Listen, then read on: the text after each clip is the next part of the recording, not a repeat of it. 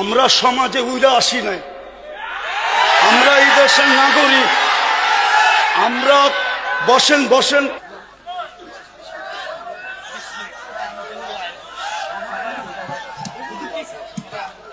সময় নাই আমার কাছে, আপনি বসেন, আমার কাছে সময় নাই।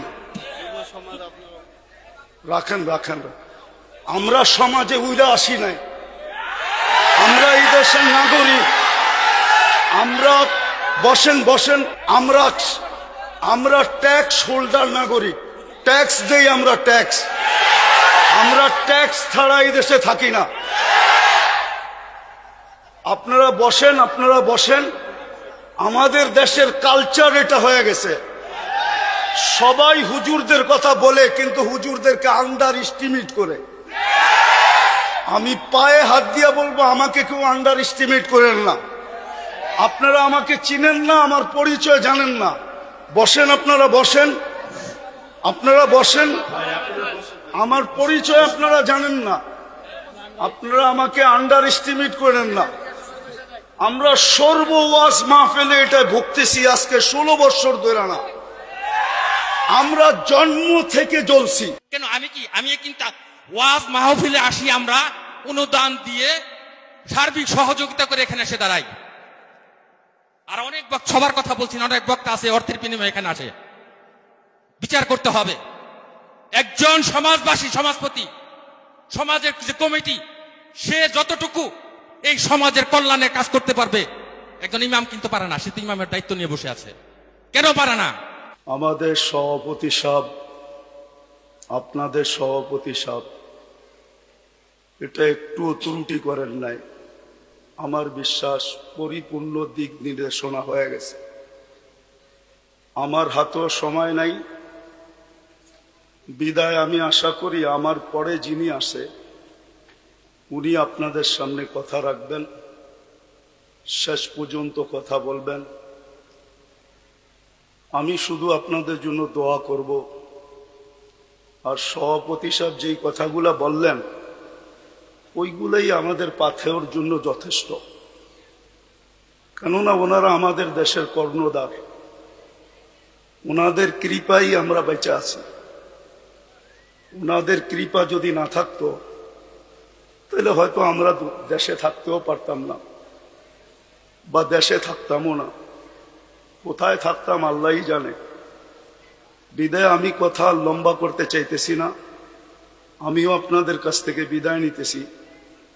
আমার পরে যেই বক্তা উনি আসবেন, আমি আপনাদের কাছে অনুরোধ রাখব যে আপনারা ওনার কথা শুনবেন এবং দোয়া পর্যন্ত বসবেন, তারপরে এটাকে পরিসমাপ্তি ঘটাবেন।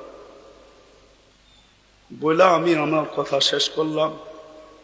ওমা আলাইনা ইল্লাল বালাগ।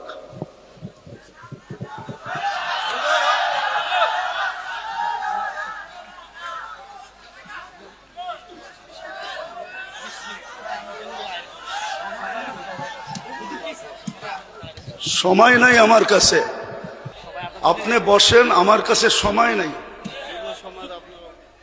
রাখেন রাখেন, আমরা সমাজে উইরা আসি নাই, আমরা এই দেশের নাগরিক। আমরা বসেন বসেন, আমরা ট্যাক্স হোল্ডার নাগরিক, ট্যাক্স দেই আমরা, ট্যাক্স। আমরা ট্যাক্স ছাড়া এই দেশে থাকি না। আপনারা বসেন, আপনারা বসেন। আমাদের দেশের কালচার এটা হয়ে গেছে, সবাই হুজুরদের কথা বলে কিন্তু হুজুরদেরকে আন্ডার এস্টিমেট করে। আমি পায়ে হাত দিয়া বলবো, আমাকে কেউ আন্ডার এস্টিমেট করেন না। আপনারা আমাকে চিনেন না, আমার পরিচয় জানেন না। বসেন, আপনারা বসেন, আপনারা বসেন। আমার পরিচয় আপনারা জানেন না, আপনারা আমাকে আন্ডার এস্টিমেট করেন না। আমরা সর্ব ওয়াজ মাহফিলে এটা ভুগতেছি আজকে 16 বছর ধরে না। আমরা জন্ম থেকে জ্বলছি, যেটা বাংলাদেশের প্রবাদ বাক্য, আমরা জন্ম থেকে জ্বলছি। জন্ম থেকেই জ্বলা। আর কতদিন? আপনাদের পায়ে হাত দিয়ে বলি বসেন, আওয়াজ করবেন না, কেউ আওয়াজ করবেন না।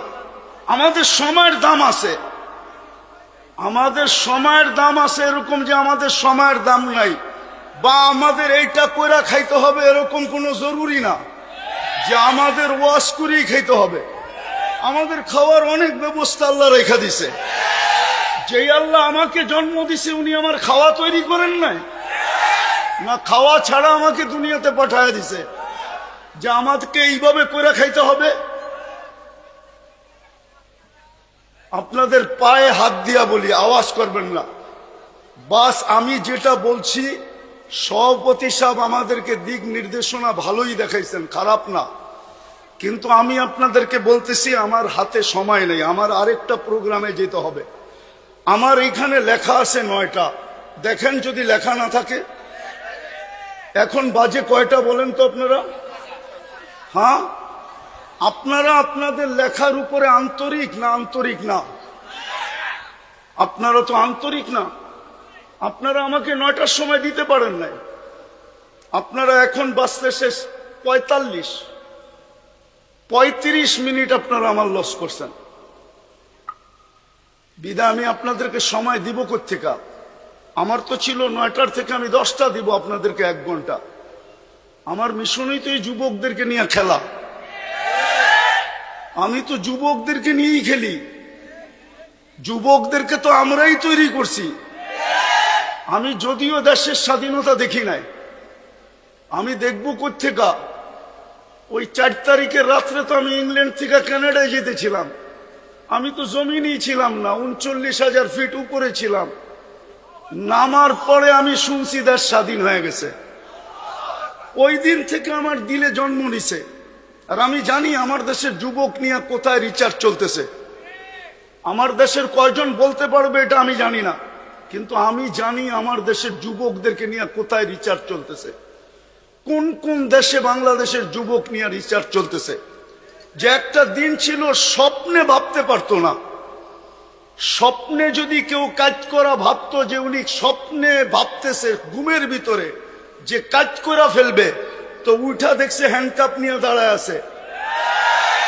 যদি জিজ্ঞাসা করে হ্যান্ডকাপ, বলে তুমি তো স্বপ্নে দেখতেছিল না সরকার কাজ করবা, আমরা টেকনোলজির মাধ্যমে জেনে ফেলছি, বিদায় তোমার হাতে হাত করি পড়াইতে চলে আসছি।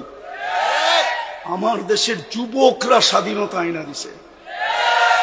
যুবকরা যদি না দাঁড়াইতো আরো 50 বছরের ভিতরও কারো স্বাধীনতা আনার ক্ষমতা ছিল না। বিদায় আমার যুবকদেরকে নিয়ে কোথায় রিচার্জ চলতেছে আমি জানি।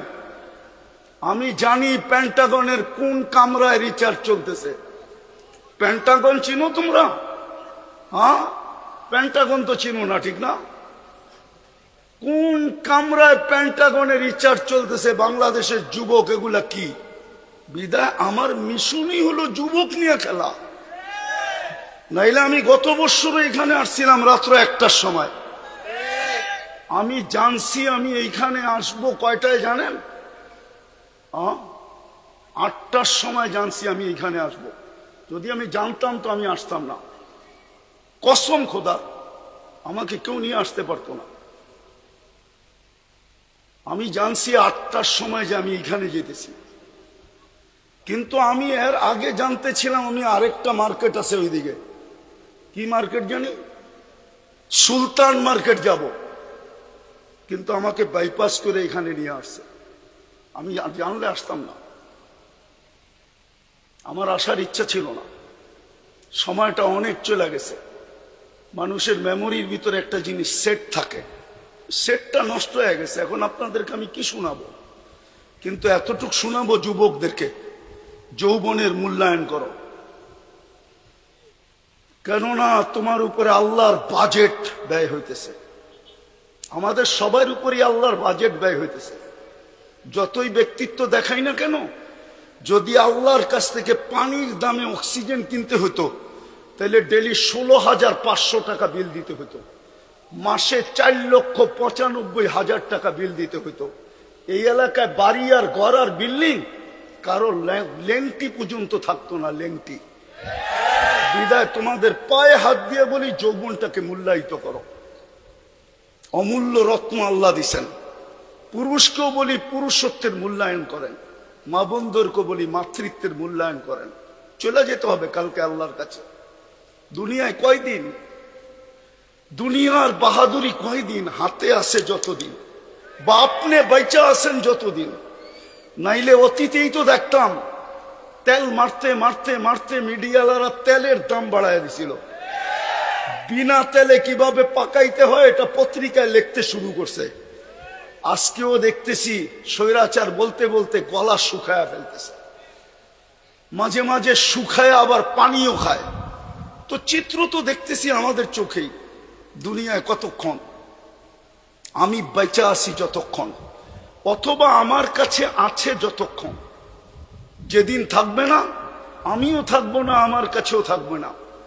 এই জন্যই মৃত্যু লগ্নে 4 জন ফেরেশতা আসে। প্রথম ফেরেশতা ধ্বনি দেয় কানের ভিতরে, ইনকাতাতিল আজাল অনকাতাতিল আমাল, তোমার বয়স শেষ, আশা শেষ। দ্বিতীয় ফেরেশতা একটা চিৎকার দিয়া কানটাকে ফাটায় ফেলে, সালাল ইস্তেগাল, বড় ব্যস্ত ছিল, আল্লাহ ডাকলেও আসার সুযোগ হতো না। আল্লাহ ডাকে, কে ডাকে? কে ডাকে? 5 বেলা না। আপনি ব্যস্ত, কি নিয়ে ব্যস্ত? ও যুবক, তুমি কি নিয়ে ব্যস্ত বলো আমাকে? কি নিয়ে ব্যস্ত তুমি? কোন দেহটা নিয়ে ব্যস্ত? এই দেহটা কে দিছে? কে দিছে দেহটা? পূর্ণতা কে দিছে? পারলো তো না আজ পর্যন্ত। আমাদের আগের যে প্রধানমন্ত্রী ছিল শেখ হাসিনা, এর ঘরেই তো প্রতিবন্ধী আছে। লক্ষ কোটি টাকার মানুষ পারল না তো প্রতিবন্ধিত্ব দূর করতে। নাইলে ওনার মেয়ে প্রতিবন্ধী সংস্থার চেয়ারম্যান হলো কি করে? ওনার ঘরে যদি প্রতিবন্ধী না থাকতো, না নাই প্রতিবন্ধী ওনার ঘরে, ওনারা কি জানে না? পূর্ণতা কে দিছে? হ্যাঁ, কে দিছে? এটার ভিতরে পূর্ণতা কে দিছে? এক পানির দামে যদি অক্সিজেন কিনতে হতো, ডেলি 16,500 টাকা বিল দিতে হইতো। তুমি কত শ্রম দিতা যুবক বলো? কয় টাকা বেতন করতা? কয় টাকা কামাইতা ডেলি বলো? শ্রম কতটুক দিতা? 100 গাদার শ্রম দিলেও তো 16,500 টাকা অর্জন করা মনে হয় সম্ভব হতো না। কে বাজেট ব্যয় করে? আরে বলেন না জোরে। ডেলি 16,500 টাকার বাজেট আল্লাহ ব্যয় করে। যদি জিব্বা স্বাদ চেক করে দেয় আমাদেরকে, যদি স্বাদ মেশিন দিয়ে চেক করতে হইতো তাইলে বোঝা যেত ঘরে আগে ফ্রিজ কিনে না মেশিন কিনে চেক করার মেশিন, স্বাদ চেক করার মেশিন। আগে ফ্রিজ কিনে না ওই মেশিন কিনে, আগে ওয়াশিং মেশিন কিনে না ওই মেশিন কিনে, আগে বাড়ি বানায় না আগে ওই মেশিন কিনে, তাইলে বোঝা যেত।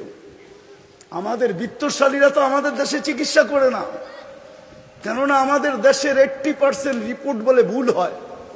এই জন্য দেখবেন অসুস্থ হইতে দেরি, চুপে চুপে ইন্ডিয়া যেতে দেরি করে না, চুপে চুপে সিঙ্গাপুর যেতে দেরি করে না, চুপে চুপে থাইল্যান্ড যেতে দেরি করে না, আমেরিকা ইংল্যান্ড যেতে দেরি করে না।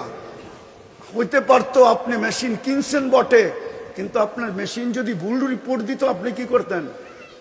তাইলে তো প্রতিদিন খাইতেন আর প্রতিদিন হাসপাতালে যেতেন। আজ পর্যন্ত তো আপনার জিব্বা ভুল রিপোর্ট দিল না।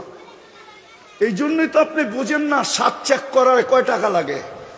এই জন্যই তো আপনি আর আমি চিন্তা করি না গ্রান চেক করতে কয় টাকা লাগে। এরকম এই শরীরটা খুইলা দেখানো যায় একটা একটা। 24 ঘন্টা আল্লাহটা বুক করি। এই জন্যই তো আল্লাহ এক জায়গায় বলছেন, আফা হাসিবতুম আন্নামা খালাকনাকুম আবাস, তোর ধারণা কি তুই অনর্থক সৃষ্টি? তো আরেক জায়গায় হাদিসের ভিতরে বলছেন, আতাইতু কাইনানে তানদুরু বিহা ওয়ালা উহাসিব, এটা কি তোর ধারণা যে চক্ষুটা দিলাম তুই সারাদিন দেখিস, এটা অনর্থক আর হিসাব নিব না? চক্ষুর ভিতরে কয়টা ক্যামেরা? 2 চোখে 26 কোটি ক্যামেরা। যুবক, যখন তুমি তাকাও তো 26 কোটি ক্যামেরা একসাথে ফ্লাশ করে, একসাথে ফ্লাশ। যেরকম তোমাদের ক্যামেরায় ফ্লাশ হয় এরকম 26 কোটি ক্যামেরা একসাথে ফ্লাশ হয়। আল্লাহ তো এটাই বলতেছে, আতাইতু কাইনানে তানদুরু বিহা ওয়ালা উহাসিব, এরকম দৃষ্টিশক্তি দিলাম আর তুমি সারাদিন দেখো আর তোমার হিসাব নিব না? আতাইতুকা উযুনানি তাসমাউ বিহা ওয়ালা উহাসিব, তোকে শ্রবণ শক্তি দিলাম, তোর ভাবনা কি হিসাব নিব না? আতাইতুকা লিসানান তানতিকু বিহি, তোকে বাক শক্তি দিলাম, সারাদিন বক বক করিস, তুই ভাবতেছ হিসাব নিব না? শুধু হিসাব নিব না, কোরআন বলতেছে ওয়া রাকিবুন আতীদ, মা মিন কওলিন ইল্লা লাদাইহি রাকিবুন আতীদ। আল্লাহ বলে দুই চৌকিদার বসায় রাখছি, অডিও চলতেছে, 24 ঘন্টার অডিও চলতেছে। এমন কি ঘুমের ভিতরে কি বলো ওইটা অডিও চলতেছে, যদিও ঘুমেরটা ডিলিট করে দেওয়া হবে, বাকি একটাও ডিলিট হবে না। আল্লাহ বলে আতাইতুকা আকলান তুমাইয়িসু বিহি, এরকম একটা ব্রেন দিলাম যেটা দিয়ে তুমি ভালো মন্দ বোঝো, আর তুমি ভাবো তোমার হিসাব হবে না, তোমার হিসাব হবে না। আতাইতুকা কলবান তাতাফাক্কারু বি ওয়ালা ইউহাসিব, আতাইতুকা ইয়াদানি তাফতিশু বিহা ওয়ালা ইউহাসিব, হাত দিয়া কর্ম করো, তুমি ভাবতেছো তোমার হিসাব নিব না। আতাইতুকা ইয়াদ রিজলানি তামশি বিহা ওয়ালা উহাসিব, দুটা পাও দিলাম চলার জন্য, তুমি ভাবো হিসাব নিবে না। আতকুনতা সাগীরা ফাকাব্বারতুকা ওয়ালা উহাসিব, তুমি তো ছোটই ছিল, বড় তো আমি করলাম, তুমি ভাবছো তোমার হিসাব নিব না। কুনতা যায়ীফা ফাকাওয়াইতুকা ওয়ালা উহাসিব, তুমি তো দুর্বল ছিল, তোমাকে তো সুঠামত্ব দিলাম, তুমি ভাবছো হিসাব নিব না। কুনতা জাহিলা ফাআল্লামতুকা ওয়ালা উহাসিব, তুমি তো অজ্ঞ ছিল, তোমাকে শিক্ষা দিলাম, তুমি ভাবতেছো তোমার হিসাব নিব না। কুনতা মিসকিনা, তুমি তো মার পেটের থেকে অসহায় আসছিলে, ফাআগনাইতুক, স্বয়ং সম্পূর্ণ তো আমরাই করলাম, তোমার ধারণা কি তোমার হিসাব নিব না? এই জন্য বলতেছি যুবক যৌবনের মূল্যায়ন করো, নাইলে কালকে কিন্তু হিসাব দিতে হবে। এটা দুনিয়া রঙ্গময়, যার মনে যা লয়। আল্লাহ ইচ্ছা স্বাধীনতা দিছে, দিকা ইচ্ছা মতো চলতে পারি। যদি ইচ্ছা স্বাধীনতা না দিতেন তাহলে সারাদিন আল্লাহরটা ভোগ করবে আর আল্লাহর বিরুদ্ধে বলবে, আল্লাহর বিরুদ্ধে বলবে, আল্লাহর বিরুদ্ধাচরণ করবে। আমার সমাজের তো 90% নামাজ পড়ে না, ডাকে কে? আরে বলেন না জোরে, কে ডাকে? কে ডাকে? আল্লাহ। কে? যারটা 24 ঘন্টা ভোগ করেন উনি আল্লাহ, যার কাছে হায়াত উনি আল্লাহ, যার কাছে মৌত উনি আল্লাহ, যার কাছে সুস্থতা উনি আল্লাহ, যার কাছে অসুস্থতা উনি আল্লাহ, যার কাছে ধনী হওয়া উনি আল্লাহ, যার কাছে গরিব হওয়া উনি আল্লাহ, যার কাছে ইজ্জত দেওয়া উনি আল্লাহ, যার কাছে বেইজ্জত করা উনি আল্লাহ। ইচ্ছা করলে সকালের ধনীকে বিকালে ফকির বানাইতে পারে, ইচ্ছা করলে বিকালের ফকিরকে সকালে ধনী বানাইতে পারে। উনি আল্লাহ, শুধু এইখানেই শেষ না। দুনিয়া ভাবে কিছু, আল্লাহ ভাবে কিছু। দুনিয়া ভাবে কিছু, আমরা আল্লাহ ভাবে কিছু। হ্যাঁ, দুনিয়া ভাবতে ছিল কিছু, আল্লাহ ভাবতে ছিল কিছু। আল্লাহ যেটা চায় ওইটাই হয়। তো ওই আল্লাহ ডাকে, শুধু এখানেই শেষ না, 99 পদের মালিক আল্লাহ ডাকে। 99 পদের মালিক আল্লাহ ডাকে। তর্জমা তো দেখে না, খালি নিজেরটা দেখি, আল্লাহর পরিচয় তো দেখি নাই। এই মজমা এক যুবকও নাই যে 99 নামের অর্থ দেখছে। এই স্টেজেও কেউ নাই 99 নামের অর্থ দেখছে। কোত্থেকে আল্লাহ চিনবে? অফিসের সামনে তো পদবি লেখা থাকে, এই পোস্টারেও তো পদবি লেখা আছে পরিচয় হিসাবে। আল্লাহও তো নিজের পরিচয় দিছে 99 নাম দিয়া, হুয়াল্লাহুল্লাযী লা ইলাহা ইল্লাহু। আল্লাহ নিজের পরিচয় দিছে, আমি আল্লাহ কে ভালো মতে দেখ, তাইলে তোর বিবেকের পর্দা খুলবে, নাইলে একদিন দুনিয়ার জীবন শেষ হয়ে যাবে। আজকে সূর্য এই এলাকায় বলতে বলতে ডুবছে, লান আউদ ফি হায়াতিকা আবাদা।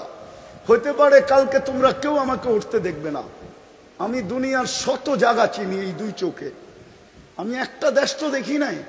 এই পর্যন্ত 103টা দেশ দেখা শেষ আমার, 60টা মহাদেশ দেখা শেষ আমার। হ্যাঁ হ্যাঁ, আমি শুধু উন্নত দুনিয়া নিউজিল্যান্ড দেখি নাই, বাকি সব দেখা শেষ। আর আল্লাহর মেহেরবানি, দেখতে বেশি সময়ও লাগে না।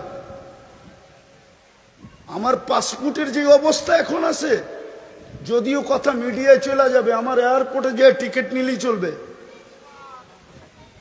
আমি বড় অহংকার করে বলতেছি না, আমি চিনি দুনিয়ার ওই জায়গা, এক রাত্রে মাটির সাথে মিশায় দিয়েছেন। ওই জায়গা চিনি যে জায়গায় ঈসা আলাইহিস সালাম দাঁড়ায় জিজ্ঞাসা করছে এক রাত্রে কিভাবে সমূলে ধ্বংস করলো, তো বলছে বিতনা বিল আফিয়া আসবাহনা ফিল হাভিয়া। ফুর্তি করতে করতে ঘুমায় গেছিলাম, নিশ্চিন্তে সকালে উঠে দেখি হাবিয়া দোজখের ভিতরে। আজকে সূর্য বলতে বলতে এই এলাকায় ঢুকছে, এখনো মাটিটা বলতেছে তামসি আলা যাহরি মাসিরুকা ফি বাতনি। হইতে পারে এইখান থেকে উঠা কেউ বাড়িতেও পৌঁছতে পারবে না, এর আগেই শোনা যাবে হাসপাতালে নিয়ে গেছে, ডাক্তাররা ঘোষণা দিছে ডেড, চলে গেছে দুনিয়ার থেকে। হইতে পারে এরকম। এই জন্য মাটি 24 ঘন্টা বলে তামসি আলা যাহরি মাসিরুকা ফি বাতনি, আমার পিঠে চলমান, অতি সত্বর তুই আমার পেটে আসবি, তারপরে দেখবি ব্যবহার। এই জন্য আমি শেষ জায়গায় চলে আসছি। যুবক, তোমাদের পায়ে হাত দিয়া বলি, শুধু তোমাদের আয়োজন দেখে এতটুকু লম্বা করলাম, তোমাদের পায়ে হাত দিয়া বলি যৌবনের মূল্যায়ন করো। ওই যুবক নিজেকে বানাও যাতে আল্লাহ দেখা তোমাকে বলে লাউলা শাবাবা খুশা। দুনিয়ার মানুষ তোমাদেরকে ইজ্জত দিলে কতটুক দিবে? আমি জানি দুনিয়ায় কতটুক মানুষকে ইজ্জত দেয়, কতটুক দিবে দুনিয়ার মানুষ ইজ্জত। যদি দুনিয়ার মানুষ ইজ্জতই দিত, তাইলে এখন বলতে হয় রাজনীতি কথা বলতেছি না, মনের কথা বলতেছি। হ্যাঁ, তাইলে জুলাই সনদ নিয়ে এত টাল বাহানা কোনোদিন হতো না। যদি মূল্যই দিত যুবকদেরকে, যদি জনগণকে মূল্যই দিত যে জনগণ করছে, যুবকরা করছে, তাইলে জুলাই সনদ নিয়ে এত টাল বাহানা হইতো না, এত গড়াগড়ি হইতো না, এত দাম কষাকষি হইতো না, এত ছানাছানি হইতো না, এত ফেটাফেটি হইতো না, এত চিল্লাচিল্লি হইতো না। দুনিয়ার মানুষ কতটুকু দাম দিবে? দুনিয়ার মানুষ অতক্ষণ দাম দিবে যতক্ষণ তুমি চামচ হইতে পারো।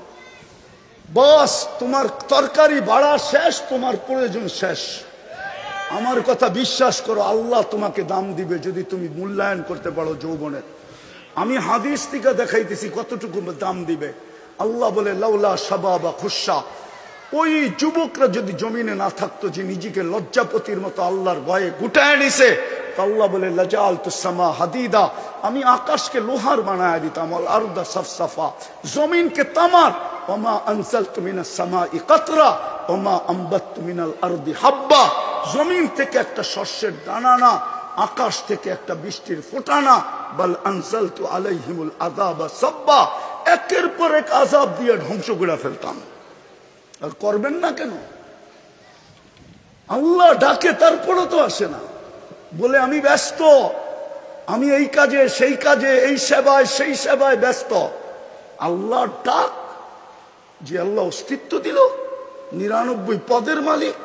শুধু আল্লাহ হইলে না মনকে বুঝাইতে পারতাম, শুধু আল্লাহ তো না, রহমান, রহিম, মালিক, কুদ্দুস, সালাম, মুমিন, মুহাইমিন, আজিজ, জব্বার, মুতাকাব্বিরুল খালিকুল বারিউল মুসাব্বিরুল গফফারুল কহ্হারুল ওয়াহ্হাবুর রাজ্জাকুল ফাত্তাহুল আলিমুল কাবিদুল বাসিতুল খাফিদুর রাফিউল মুইজ্জুল মুদিল্লুস সামিউল বাসিরুল হাকামুল আদলুল লতীফুল খবীরুল হালিমুল আযীমুল গফুরুশ শাকুরুল আলিয়ুল কবীরুল হাফিজুল মুকিতুল হাসিবুল জলিলুল করিমুল রাকিবুল মুজিবুল ওয়াসি আল হাকিমুল ওয়াদুদুল মজিদুল বাঈতুস শহীদুল হকুল ওয়াকিলুল কবিয়ুল মতিনুল আলিয়ুল হামিদুল মুসি المبدي المعيد المحيي المميت الحي القيوم الواجد الماجد الواحد الأحد الصمد القادر المقتدر المقدم المؤخر الأول والآخر الظاهر والباطن الوالي المتوالي البر التواب المنتقم العفو الرؤوف مالك الملك ذا الجلال والإكرام